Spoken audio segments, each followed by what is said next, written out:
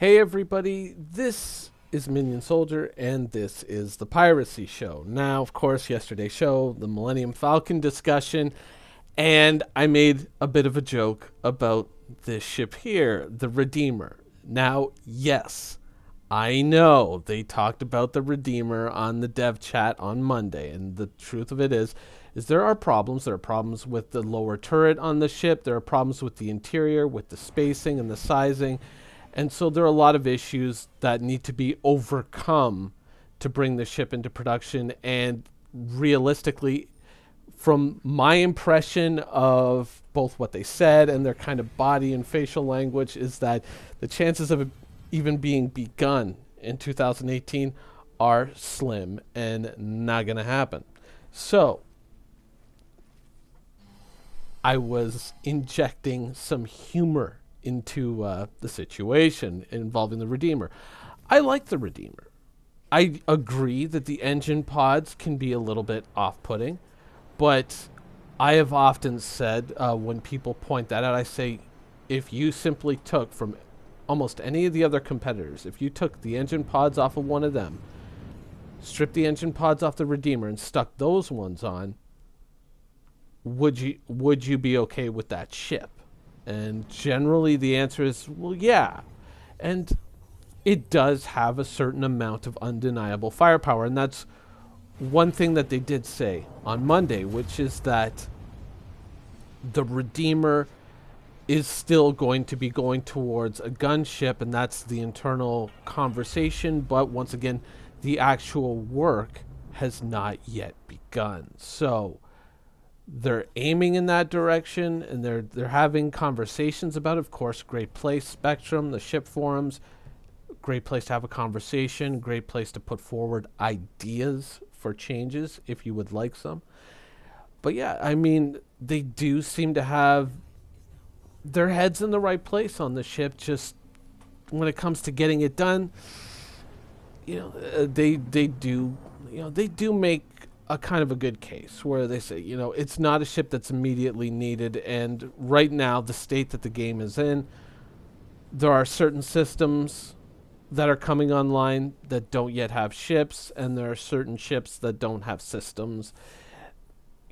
Getting this one in there, maybe not so much a priority. It is a ship that I have at one point owned, but realistically, one of the factors that kind of played into what ships I own now is what I will be able to fly in the near future. And so still a ship that I have an eye on, but not a ship that I think that we're likely going to see probably for a couple of years. Now, often when a ship kind of goes through a situation like this, I mean, certainly the Caterpillar and the Banu Merchantman were at one point ships that were very much in that type of situation, but now are, of course, here.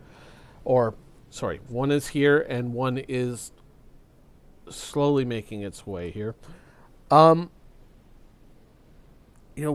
I talk about ships like that or other ships, and I'll say, something I got my eye on, something I might get, and sometimes there are comments like, oh yeah, just throw more money into Star Citizen, fucking throw your money away, blah blah blah blah blah. And I think that there's frequently this misunderstanding with the nature of what, like when I recently said, so I took out a Buccaneer. I've been giving the Buccaneer a second chance, kind of looking at it again. And, oh yeah, just throw more money into Star Citizen, blah, blah, blah, blah, just like the Redeemer, all these ships, wasted money, wasted time. But I think one of the unique things about the Star Citizen situation is that in the end, your money is fluid, right? It's your money is almost like, it is water. It can kind of, in a metaphorical way, it can take on any form that you want. Like, you could literally kind of go into your hangar, melt everything, and then just make it into whatever you need it to be. Of course, time is a bit of a factor if you have to use buyback tokens to get back old ships that you had in the past but you don't have anymore. You get one of those tokens quarterly, and I think probably that is to kind of lessen the load on the back end and make it a little bit easier, because You know, as ships change and as their nature changes, you know, people go in and buy certain ships and then realize, not so much, and then they go back to the old ship or the old ships, depending on what they want and what they feel they're going to need. Because I mean, if you even look at, you know, the original idea behind Star Citizen, like what I'm doing right now was not part of the original Star Citizen pitch. This whole going and landing at a planet and physically going down through the atmosphere and all of that, that was never supposed to be a part of Star Citizen. That was something that evolved out of the research and the development that went into Star Citizen. They realized, oh my god, we can actually do a whole planet. We can actually make all these landing sites. It used to be that it was going to be just like Privateer, right? And so you were just going to fly to a planet, you were going to click on your radio and say, let me land, and they're going to go, okay, you can land, and you get a little animation, your ship would go in, and then you'd, you know, fly over our Corp Area 18, basically, like almost like kind of on roller coaster rails, and you go land at a landing site, you go do all your shit, take off, and fly away. Almost, in a way, I would compare it to the Old Republic, in that way, that you kind of have a ship, and you can travel to all these places, but you're just kind of like, every place is almost like a little amusement park area of the planet. You go to the landing site, you go down, you go do all the little missions and whatnot, then you get back on your ship, fly away, except obviously it was going to be much more involved on the space end. So, as the circumstances can and do change, what ships you want might change as well, you know? And so it's important, like with the buyback token system, it's important to remain fluid and to always kind of have an opportunity to kind of go back and test things as they develop, as we get a chance to see the system develop and change. Maybe certain ships not so great, other ships turn out to be amazing. I mean, this ship right here is a perfect example. This is a ship that at one point was heavily derided and heavily, you know, there was a lot of controversy around this ship.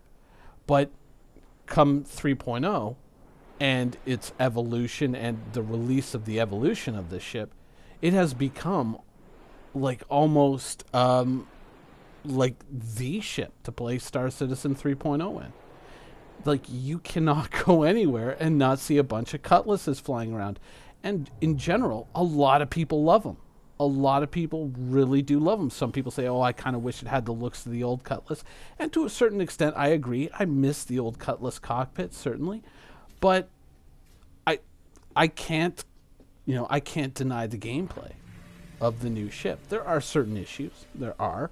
But overall, I think that the Cutlass has been a resounding success. Though at one point, it kind of looked like it wasn't going to be that way at all, and there was a lot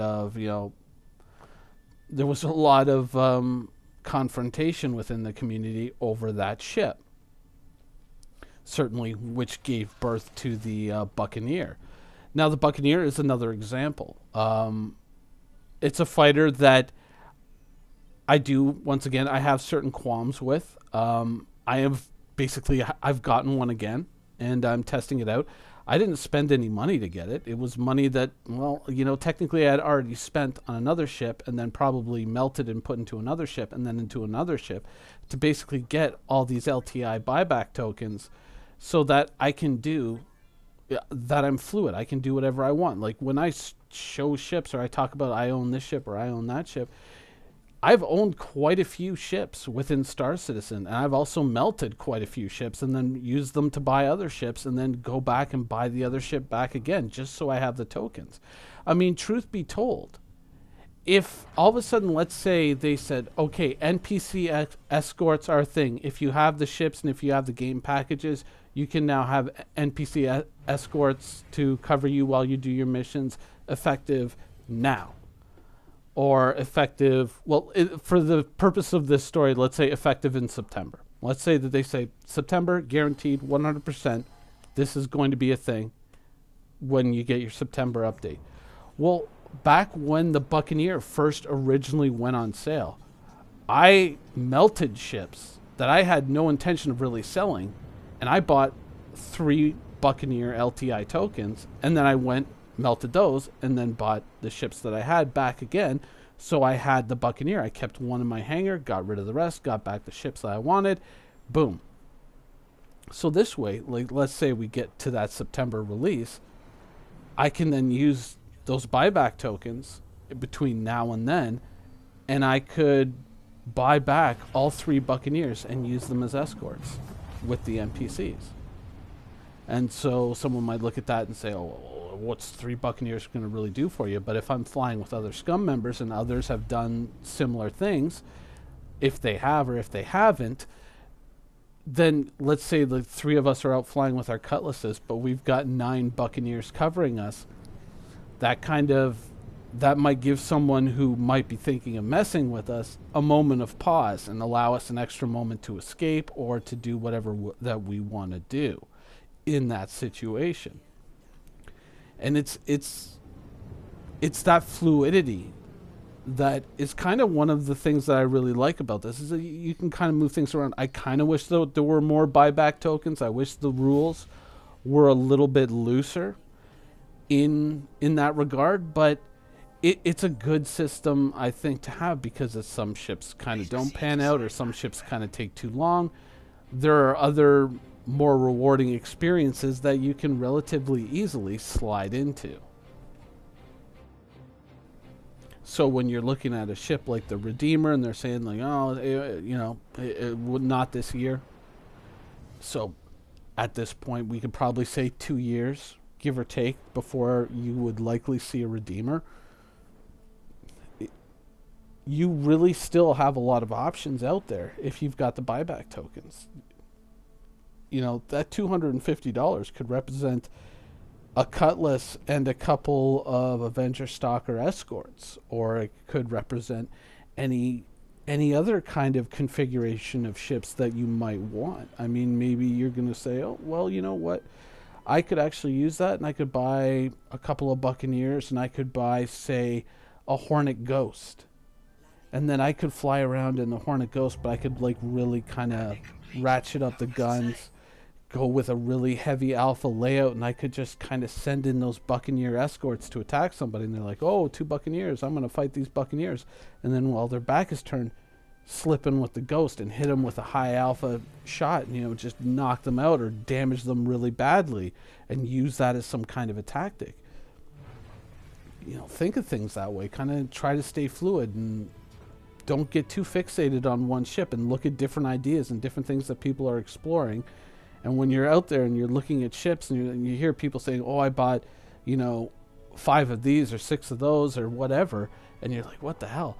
You know, why would you buy so many game packages, or why would you buy so many Dragonflies, or this, that, or the other thing? And oftentimes people are doing it just so that they have these fluid setups in the background, so that depending on how the game goes, or depending on what's strong and what's weak, they have multiple options in how they can reconfigure their fleet depending on how the game actually kind of fleshes out. And I don't think that that's a terrible idea and a terrible way to approach the game. I think over-fixating on one ship is a bad way to look at the game. I think that overall, if you really want to have a solid chance at the future, is don't bet all your money on one horse. You know what I'm saying? Don't throw all your eggs in one basket. Spread it around a little bit and see what shakes out in the end. Anyways, that's the show for today. I hope you guys enjoyed it, and thanks for watching.